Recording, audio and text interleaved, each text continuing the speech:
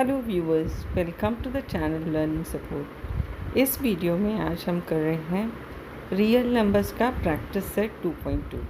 इस practice set के सम number 1 to 6 हम पहले वीडियो में कर चुके हैं, तो आज हम करेंगे क्वेश्चन नंबर 7, 8 और 9। 7th क्वेश्चन है multiply and right the answer in simplest form. तो चलिए स्टार्ट करते हैं 7th क्वेश्चन का फर्स्ट सम। इसमें हमें मल्टीप्लाई करना है 3√12 को √18 से। तो कैसे करेंगे हम? पहले हम रूट वाले पार्ट को एक ही रूट में ले लेंगे, 3√12 इंटू 18। फिर उनके फैक्टर्स लिखेंगे 12, दैट मीन्स 12 और 18 के हमें फैक्टर्स लिखने हैं। 12 के फैक्टर्स हैं 2 इंटू 2 इंटू 3 और 18 के फैक्टर्स हैं 2 इंटू 3 इंटू 3। अब इन नंबर्स के जो रूट के अंदर हैं हम स्क्वायर्स बनाएंगे। तो हमारा बन रहा है 2 square into 3 square into 3 into 2, एक अनपेयर्ड है। तो जो स्क्वायर बन रहे हैं उसे हम रूट के बाहर लिखेंगे। पहले 3 पहले से ही एक है, उसके साथ जो 2 स्क्वायर का 2 बाहर आएगा, 3 स्क्वायर का 3 बाहर आएगा और रूट के अंदर बचेगा 2 इंटू 3। रूट के बाहर के नंबर्स अब हम मल्टीप्लाई कर लेते हैं। 3 2 ज़ा 6, 6 3 ज़ा 18 और रूट के अंदर 2 3 ज़ा 6 बन रहा है। तो हमारा फाइनल आंसर है 18√6। 7th क्वेश्चन के सेकंड सम में हमें मल्टीप्लाई करना है 3√12 और 7√15 को।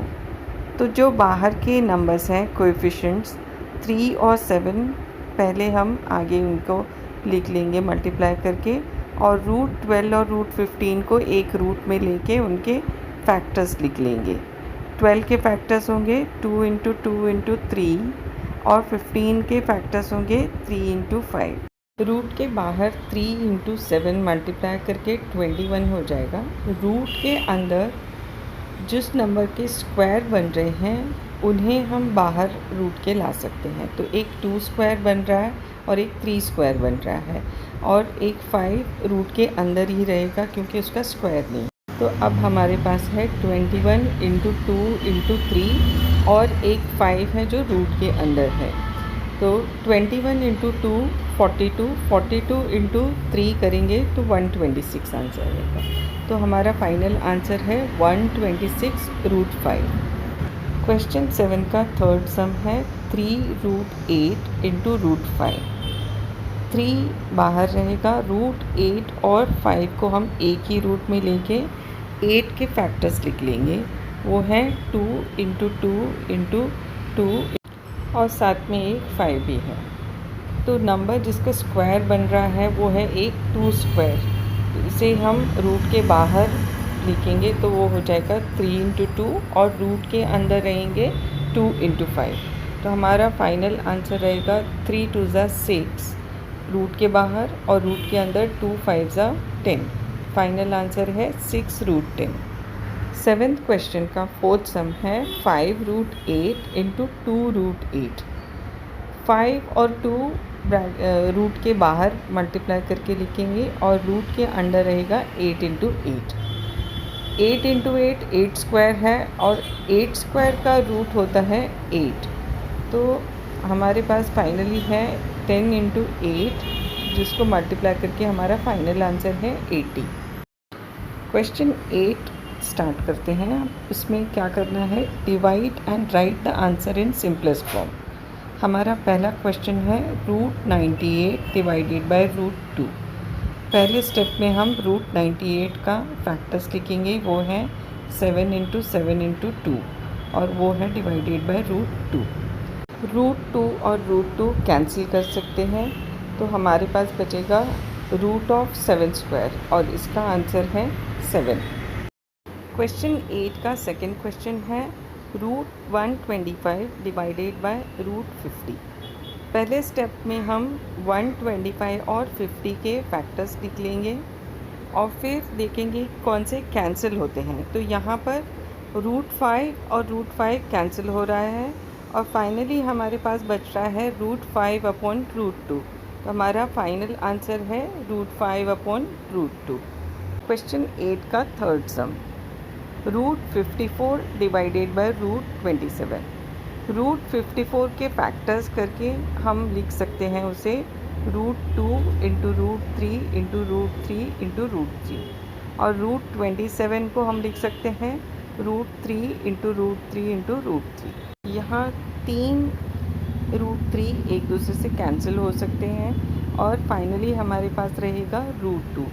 फाइनल आंसर है √2। क्वेश्चन 9 है रैशनलाइज द डिनोमिनेटर। तो इसमें क्या करना है, चलिए देखते हैं।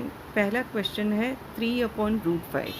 √5 एक इरैशनल नंबर है और क्वेश्चन में हमें बोला है रैशनलाइज द डिनोमिनेटर, मतलब डिनोमिनेटर हमें इरैशनल नहीं रैशनल नंबर चाहिए। इसे हम बहुत ही सिंपल तरीके से कर सकते हैं। √5 को हम √5 से ही मल्टीप्लाई करेंगे तो वो रैशनलाइज हो जाएगा, वो बन जाएगा 5। तो अगर हम डिनोमिनेटर में √5 को √5 से मल्टीप्लाई कर रहे हैं तो न्यूमरेटर को भी हम √5 से मल्टीप्लाई करेंगे।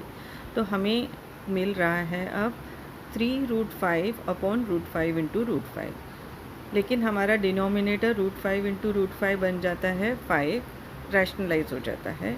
तो हमारा फाइनल आंसर है 3√5 अपॉन 5। 9th क्वेश्चन के सेकेंड सम में हम न्यूमरेटर और डिनोमिनेटर दोनों को √14 से मल्टीप्लाई करेंगे। थर्ड सम में √7 से मल्टीप्लाई करेंगे, फोर्थ में √3 से मल्टीप्लाई करेंगे और फिफ्थ में भी √3 से करेंगे। फोर्थ सम में 9 से नहीं करेंगे क्योंकि वो पहले से ही रैशनल नंबर है, तो उसका जो इरैशनल पार्ट है √3 सिर्फ √3 से ही करेंगे। 9th क्वेश्चन का सेकेंड सम, 1 अपॉन √14।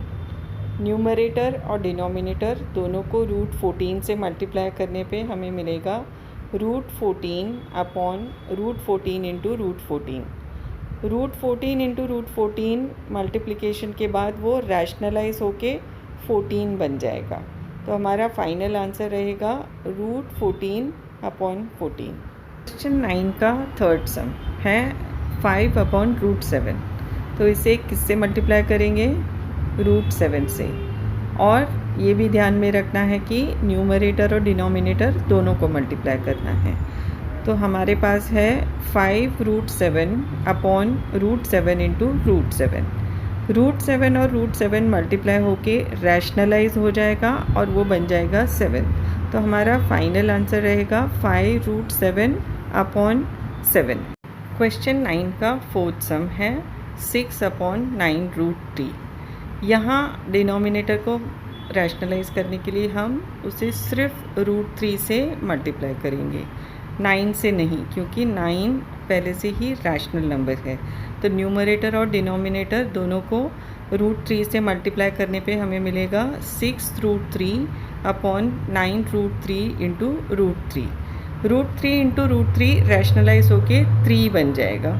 तो हमारे पास अब है 6√3 अपॉन 9 इंटू 3। 3 और 6 को हम कैंसिल कर सकते हैं, दोनों 3 के टेबल में आते हैं। तो हमारा फाइनल आंसर रहेगा 2√3 अपॉन 9। क्वेश्चन 9 का फिफ्थ सम, इस वीडियो का लास्ट सम, बहुत ही इजी है। तो चलिए देखते हैं हम कैसे करेंगे इसको। क्वेश्चन है 11/√3। तो न्यूमरेटर और डिनोमिनेटर दोनों को हम √3 से मल्टीप्लाई करेंगे। डिनोमिनेटर में √3 और मल्टीप्लाइड बाय √3 रैशनलाइज होके 3 बन जाएगा और न्यूमरेटर में 11√3 रहेगा। तो हमारा फाइनल आंसर है 11√3/3। आपको ये वीडियो कैसा लगा कमेंट सेक्शन में बताते रहिए और सब्सक्राइब, लाइक और शेयर भी करते रहिए। Thank you.